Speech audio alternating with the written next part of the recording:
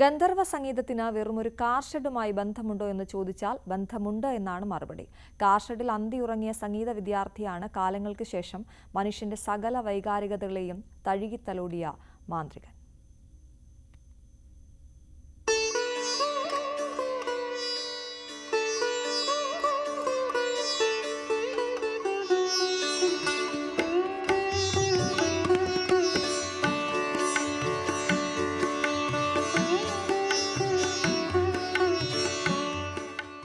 സ്വാതി തിരുനാൾ സംഗീത കോളേജിൽ പഠിക്കുമ്പോൾ ഫീസ് കെട്ടാനുള്ള പണമില്ല.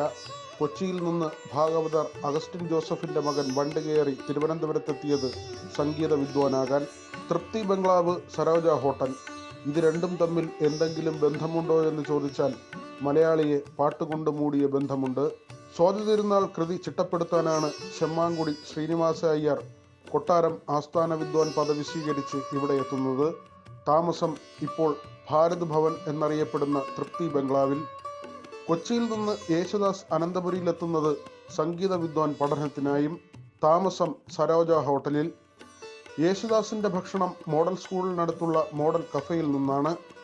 ഇതിനിടെ വിദ്യാർത്ഥിക്ക് താമസ സ്ഥലത്തിന് വാടക കൊടുക്കൽ പ്രതിസന്ധിയായി. ഗുരുവിന്റെ അനുവാദത്തിന് കാത്തുനിന്നില്ല. ചെമ്മാങ്കുടിയുടെ കാർ ഷെഡിൽ കിടക്ക വിരിച്ചു യേശുദാസ്.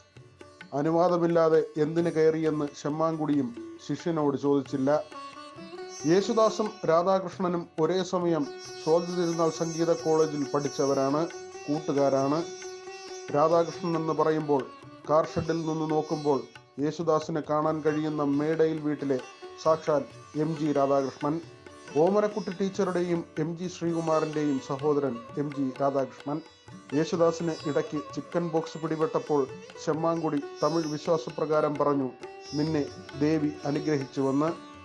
1 വർഷത്തോളം കാർ ഷെഡിൽ കഴിഞ്ഞ യേശുദാസ് വിദ്വാൻ കോഴ്സ് പൂർത്തിയാക്കാനാവാതെയാണ് കൊച്ചിക്ക് മടങ്ങിയത്. വസൂരിക്കല പിന്നീട് മലയാളിയുടെ ചന്ദ്രക്കലയായത് കാലവും ചരിത്രവും. Arun പാലോടിനൊപ്പം VV Vinod, News 18, Thiruvananthapuram.